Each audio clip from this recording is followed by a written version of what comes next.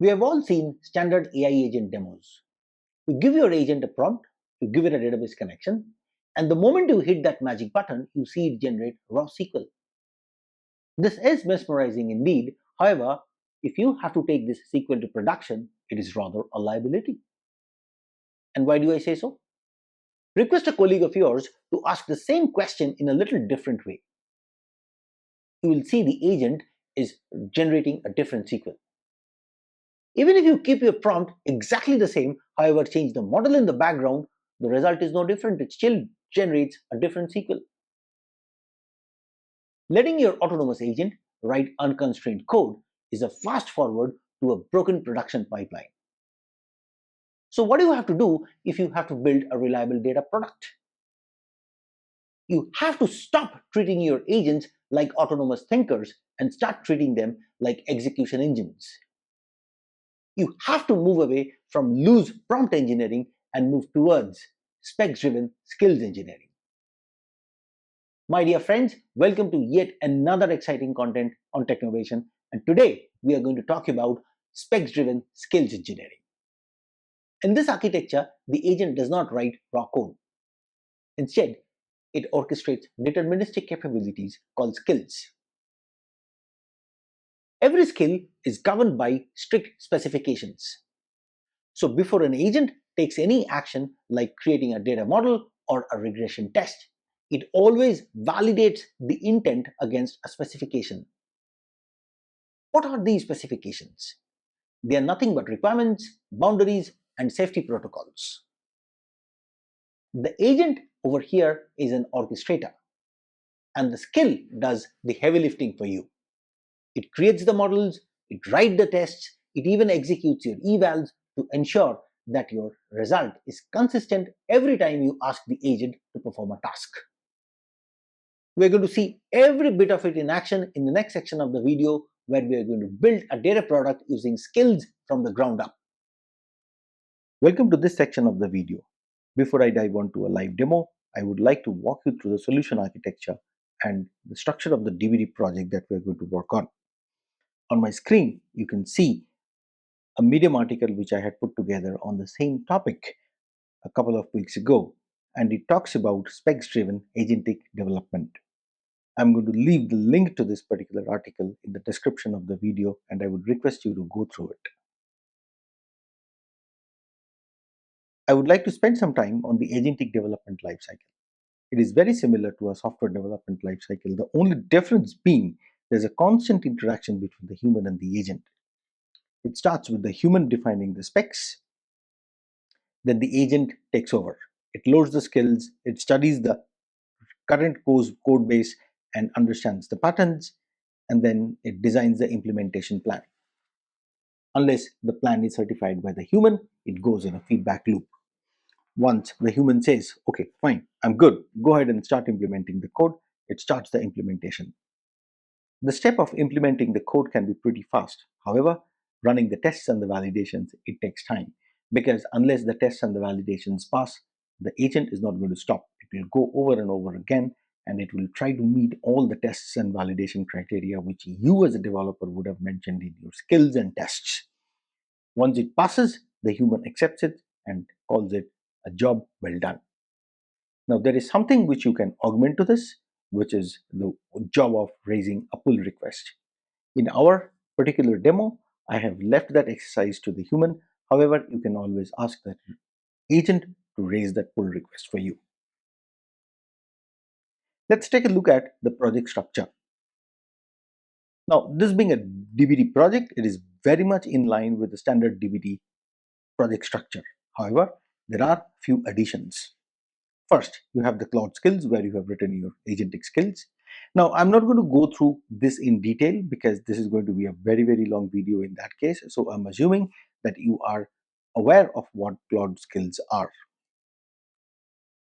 Then you have the documentations. Now, this is where the specifications reside. Now, how will the agent know that where the specifications reside? That is something which I'm going to mention in my skills and as well my Claude.md. You have your tests, which are nothing but your DVD tests, and then you have your Python tests. Now, these Python tests are nothing but the tests which run during your CI. So even if your um, evals which are there in your Claude fail, your Python tests act like the additional guardrail to your code base.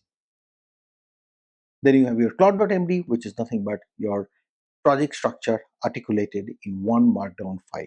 This is something which Claude reads in the beginning so that it understands your project much better. Finally, you have your requirements, because you might have included some of the Python dependencies which you need to run in your GitLab or GitHub runner. Fair enough. I think it's time to go to VS Code and take a look at the project structure live.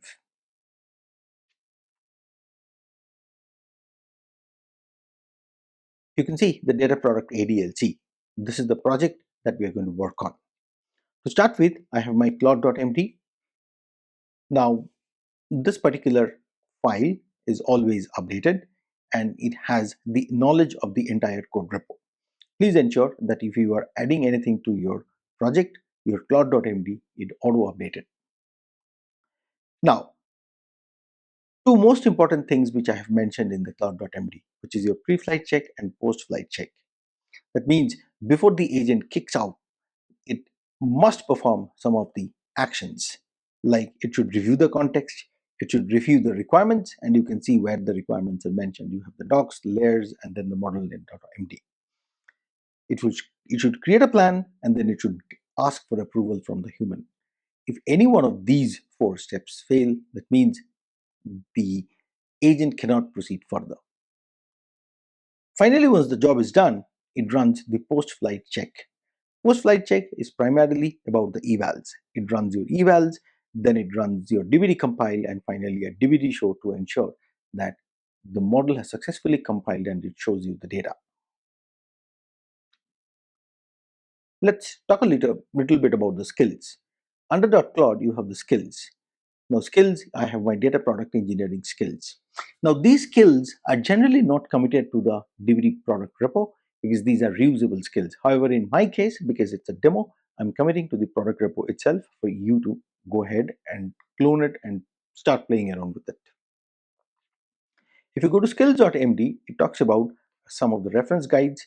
It talks about model building guidelines. This is something which you as a developer would have done if you are starting a new project.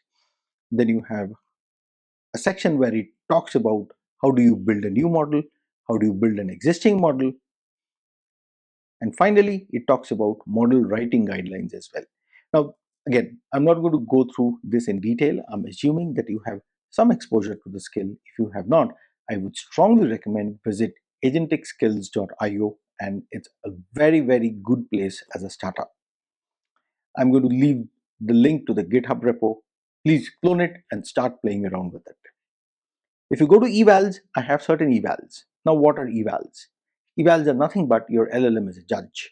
That means you are asking the LLM to challenge the work that the LLM would have executed in the previous step. So the first step is your reference versus source conventions. Then the next validation is your validate your data product YML. Then the next one is your model line count should be less than 200.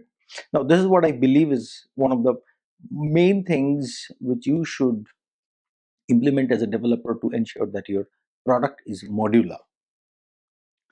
Then model and schema pairing, that means every model should have a schema.yml. And finally, I think this is your model description. So LLM should not be writing generalist requirements or descriptions. It should always write the description of the model based on the requirements that you would have provided.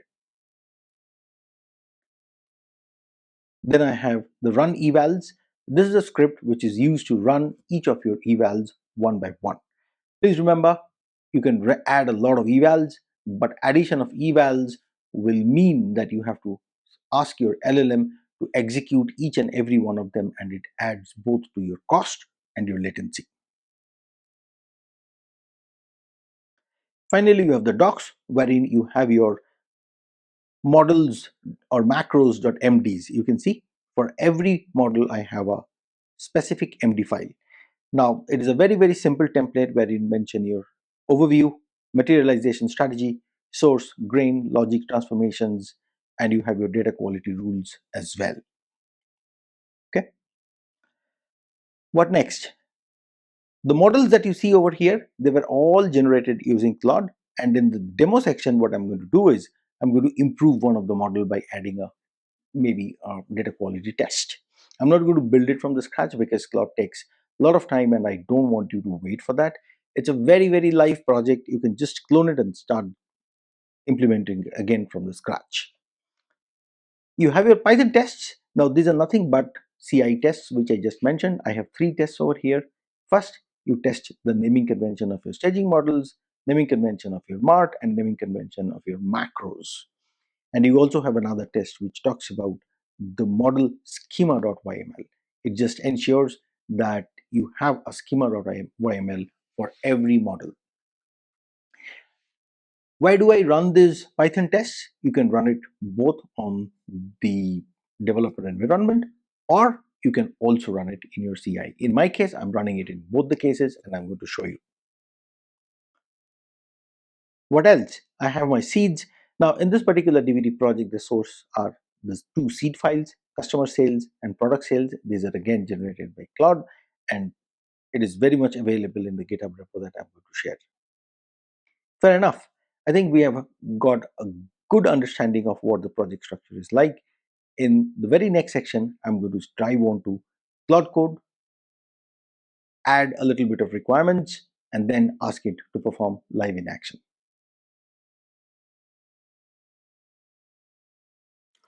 Finally, it's showtime. On my VS Code, I've already launched Claude. I've also created a branch called updates for demo. Over here, you can see it, and I'm going to perform certain changes.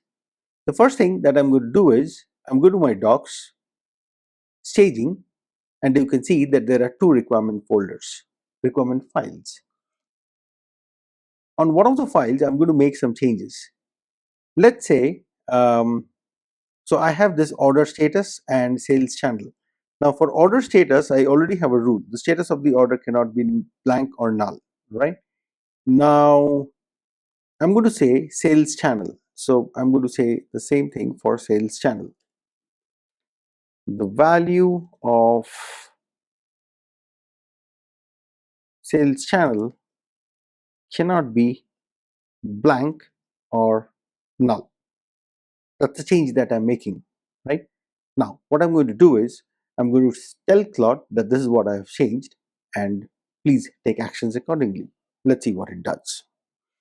The expectation is if I go to my models, staging, let me open it up by the side, and you can see that there's a condition called order status is not null, right? Based on the previous data quality rule that I had added. Now I'm expecting that it will add one more condition for the sales channel as well. Let's see what it does. I've made, okay, before that, let me see what are the skills that are there. Fair enough, it had rightly identified the skills. Now I'm going to say I've made some changes to the STG customer sales .md.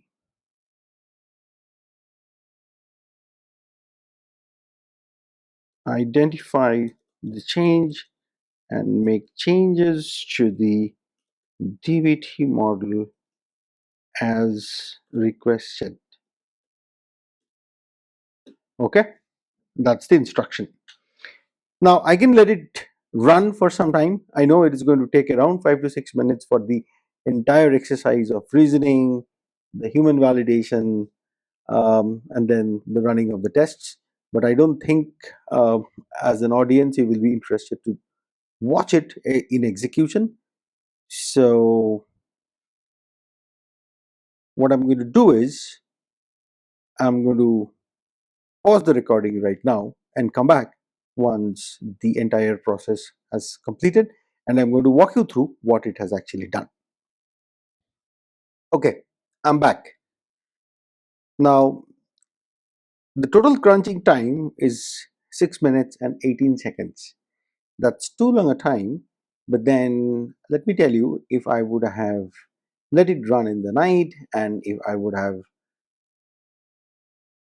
taken some good night's sleep, then in the morning I would have seen that Claude has actually worked as a junior engineer or as an automated execution engine, which has actually worked while I was sleeping. Fair enough. I would definitely like to walk you through the entire process that it has gone through. Let's go to the top. Okay, so what did I ask?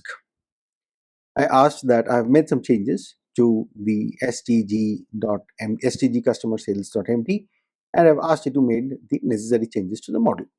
Okay, first thing is it identified that yes, some changes have been made. It went into the update plan, and then what it found out was a new data quality rule has been added to this documentation, which is right. And this is the rule: the value for sales channel cannot be blank or null, right? It did study files to modify. Here are the implementation steps. It has to update the where clause. Yes, it was right. That's what the expectation, if you remember, we discussed. And then it is going to verify the change. And how is it going to verify the change? It is going to run dvd compile. It is going to do a dvd show and then the dvd test. Right now, hyphen test Superbase is because my target Postgres database is hosted on Superbase. Expected results: the sales channel is going to be not null. Yes, it is right. These are the verification steps.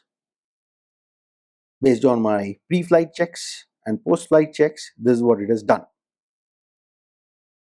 Finally, it executed dvd show, it executed dvd test, it found that yes, everything is passed, and finally it went on to executing my evals. If you see the output thoroughly, it did take some time to execute the evals, because as I was noticing it, it took more than 3 to 4 minutes to execute just the evals, right? Target skill, data developer, found 5 evaluations to run. It did run. Implementation complete, and here is a summary, right? Compilation, yes, it was done. Data preview, yes, it has done. Tests, yes, it has done. It has run the evals as well, right? All these were a part of my post-flight check. And finally, it has taken 6 minutes and 18 seconds to do the entire crunching. Fantastic. Now, at this point of time, if I go to my SQL model, let me go to my SQL model and you will see that it has already added sales channel is not null. Great. Now we have seen Claude Code in action. What next? I want to push this to my GitHub repo.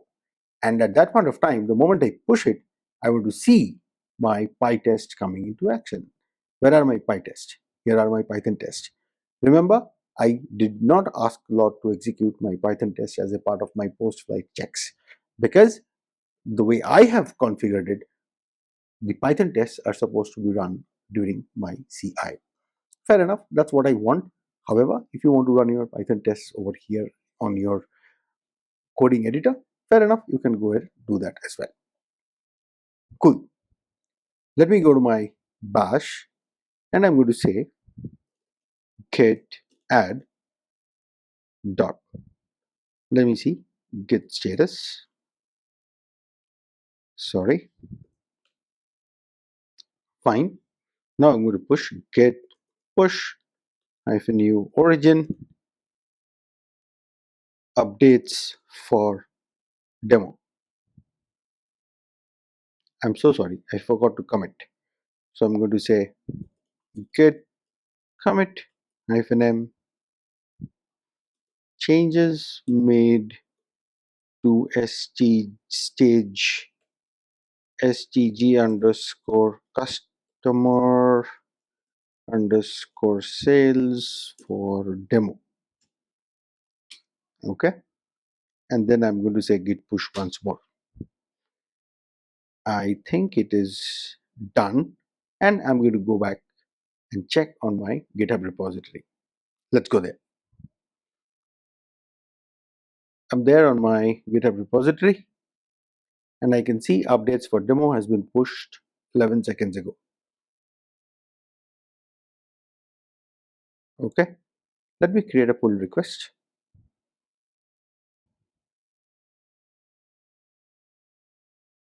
Two files changed. Yes, it is right.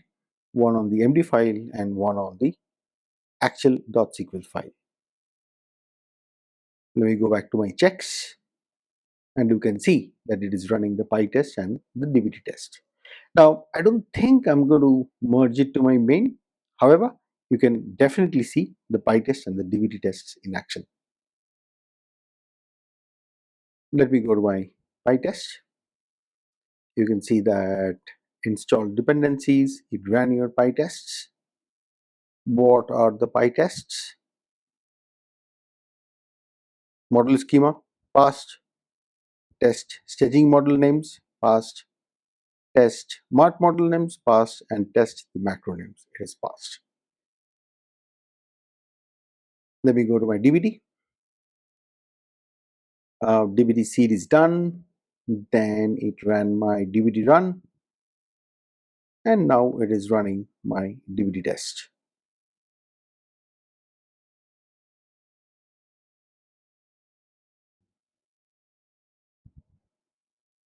There are a bunch of tests. So let me go here. You can see my DBT tests. Right? Assert line total calculations, and also it has assert monthly channel revenue gain. This is the other test. And then if you go to each of the models and if you go to their respective YML, you can see for most of the columns I have some tests or the other, and that's what it ran. And finally it says yes, all the tests have successfully passed. Let me go to the summary. Everything is passed. If I go to my pull request, I can actually merge this, but no, I'm not going to merge it because this is not something which I want to merge to my main, and this was absolutely for demo purposes. Now let me go ahead and straight hit the outcome. So whatever I just said, this is something which is working in production, right? This is not just one of the other experiments that I have provided. We did start with an experiment, but right now in my organization, we have taken this entire journey to production. And what we can see is there's actually a benefit of 20% that we have achieved. Now, 30% was my requirement and gathering. Now, this 30% has actually gone up to 40%. The reason is I am not only talking to my business and getting the requirement in a BRD, I'm also writing pseudocode in my markdown file. So that's the reason my effort on the requirement gathering has gone up. However, what has drastically come down is my effort on development and testing in UAT. From 30%, it has come down to 15%. Right? So that's the major takeaway. Your DQ and UAT, previously we used to spend around 25% of the time in my UAT, but now with automated UAT test cases, it is only taking 10% of the time. So overall, the benefit is around 20%. Now it might differ maybe 5% to the positive and negative of 20% based on the complexity of your data product. But then if you are building a data product in this by this mechanism, I am sure over a period of time, you will be able to achieve more from your net efficiency. If you're there with me till now, I'm sure you found this content helpful. Please leave a feedback in the comment section and do not forget to like, share, and subscribe if you have not already done it. Thank you very much for being a lovely audience, and see you in another exciting content on Technovation soon. See you until then. Bye bye.